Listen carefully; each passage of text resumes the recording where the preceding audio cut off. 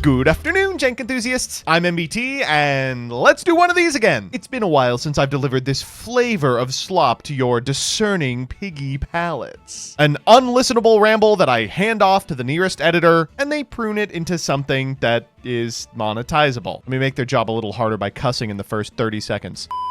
Anyway, the reason that I'm delivering this low-effort bargain bin content to you is the same reason that I wasn't at YCS Pittsburgh. I had planned on attending and grinding the hell out of Genesys format. If you're unfamiliar, Genesys format is a new way to play Yu-Gi-Oh! Every card is legal, but the powerful ones have a point total associated with them, and your deck can only be a certain number of points total. At Pittsburgh, and at most places, that cap is 100. Anyway, I had planned on spending the weekend scrubbing out of 16-person events, but unfortunately, my first child was born. Like, do you even care about my future career as a Fire King one-trick? If you were at Pittsburgh and were intending to meet me, I'm very sorry I wasn't able to meet you, but obviously this takes precedence. Anyway, rather than talk about my experience with the Genesys, I decided to listen to some of yours. A lot of individuals all over the internet have given me feedback about the event, what they played, what they saw being played, and what they won and lost with. And using that information, I'd like to talk very generally about Genesys as a whole. What was good, what was less so good, and what they'll have to do in order to improve the format for the future. So let's begin with what worked.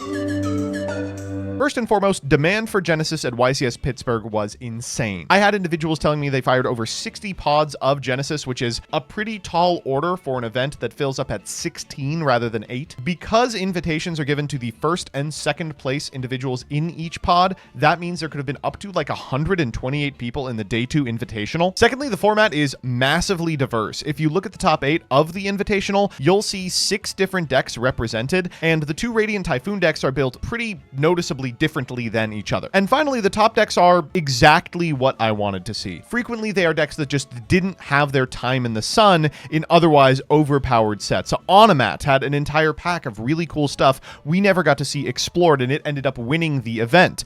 Archmage is one of the most promising archetypes of modern memory, but unfortunately can't really compete against the top tier. Of course, Radiant Typhoon needs no introduction. Vanquish Soul still has a retirement home after being jettisoned from K9. Punk showed up a couple of times as a fan favorite that, of course, does not often get its day in the sun. And Draco Tail was there. All right, they can't all be winners. So a pretty strong foundation for a format I hope to see evolve in the future. Unfortunately, not everything was perfect. And as a result, I've broken the complaints I have with the current format into 3 specific subgroups. The first of which is hand traps. The Genesys devs need to determine where they stand on hand traps. So obviously, one frustration that Genesys has with modern TCG is that your deck building begins by shoving in usually the same 12 or 15 hand traps into every strategy. Ash Blossom, Fuwalos, Droll and Lockbird of late. To counteract this, they've pointed some of the more popular hand traps, which includes a significant amount of the ones that just straight up end the turn. For a lot of these rogue decks, they really can't play through something like an Ash, and Ash is aggressively costed as a result. Instead, a whole new suite of hand traps emerged at early Genesys to replace the hand traps we were missing. Things like Rescue Ace Impulse and DD Crow and Skullmeister. As an evolution from that, and as a result of some point changes, those staple hand traps have also shifted. Represented in the top 8 lists, you will see a lot of hand traps, and they're kind of frustrating ones. As of the last points update, Droll and Nibiru are both 5 points apiece, and these were played pretty consistently across almost every deck. The only ones that weren't playing them were the decks like Vanquish Soul that just couldn't afford to do so by virtue of an engine that requires 99 points. Personally, this frustrates me a little bit. Droll and Nibiru are frequently turn enders, a la Ash Blossom against a rogue strategy. They accomplish a purpose within Genesys, artificially adding turns to the turn count. If you droll and your opponent has to pass, and then they droll and you have to pass, I mean, technically there was back and forth, but they're kind of at odds with the gameplay loop of every single deck released in the last decade. I think a lot of players, especially the ones I talked to, voiced their frustration at these cards' ubiquity and the gameplay that resulted from their use. Personally, I don't see why these cards aren't costed at 7. Other hand traps like Fuwalos that frequently end the turn ended up there, and the difference between a 15-point splash and a 21-point splash can be the determinant factor as to whether you do or don't play a playset of something. I mean, for instance, very few people are playing Fuwalos. I really like that board breakers specifically are almost never costed in Genesys. Dark Ruler No More and Ultimate Slayer are in a lot of side decks, but I think that's good. I think those cards are not so strong that they totally invalidate a board, but are pretty good when it comes to chewing through an established setup. What I want is for hand traps to hinder the building of a board without expressly stopping it, to make room for both hand traps and board breakers to exist released in the same strategy. That's where I think cards like Ghost Ogre really shine. And by the way, I think the Ghost Ogre change was just totally inspired. One final note on hand traps before we move on. Two changes that are just absolutely bonkers are Rescue's Impulse to 5. Come on, is Vanquished Soul so good that you have to stop a random fire card that basically became the mascot of Genesys and requires a Garnet? And Mourner at 3. It's weird that Mourner's at 3 and Veiler's at 7. Mourner's not like a better card than Veiler, but accomplishes a similar purpose. And because the point of Genesys to some degree is to bring lapsed duelists back into the fold, Mourner for me represents this really frustrating card because you have to kind of engage with Yu-Gi-Oh's rules weirdness. Like, Mourner is a card that requires you to ask your opponents sometimes, will you be performing anything by holding quick effect priority? Which is like, a total turnoff. Secondly, let's talk about costing fresh decks.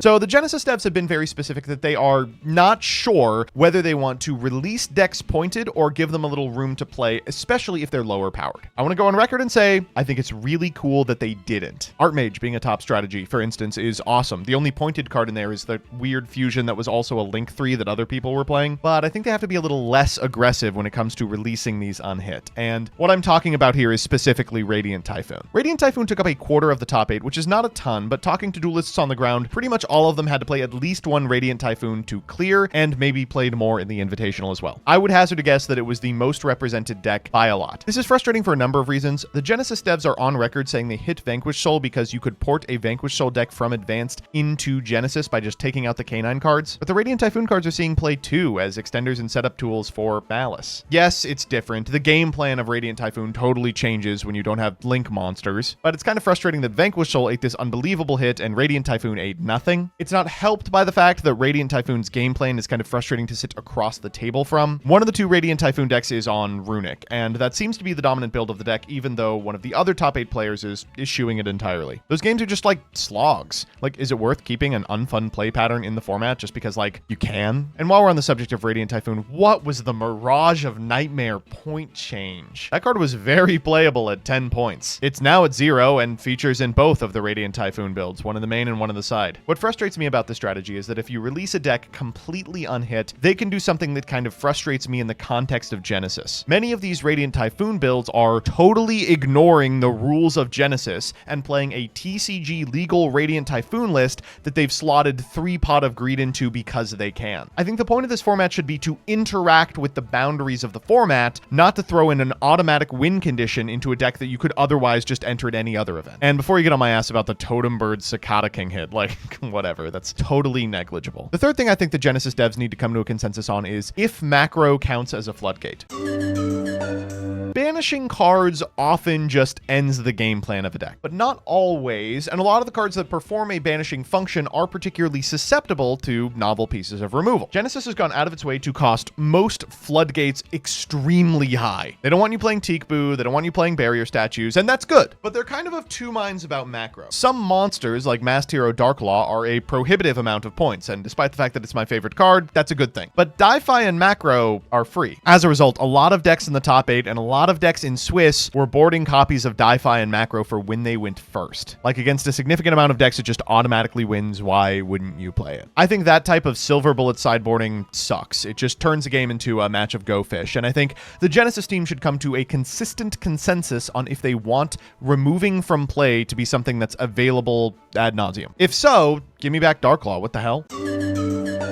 And that's it. I know this video may come off negative because I spend so much of it heming and hawing about like point math, but the reason I have so much to say about this minutia in Genesys is because the format at large is good. I think given the interest at YCS Pittsburgh, it's undeniable that this is something. And as a result, yes, I'm going to be annoying and nitpicky about it, but it comes from a place of true belief that this could be the future of Yu-Gi-Oh! And the format really should be given the amount of care it deserves. That's that. See you tomorrow.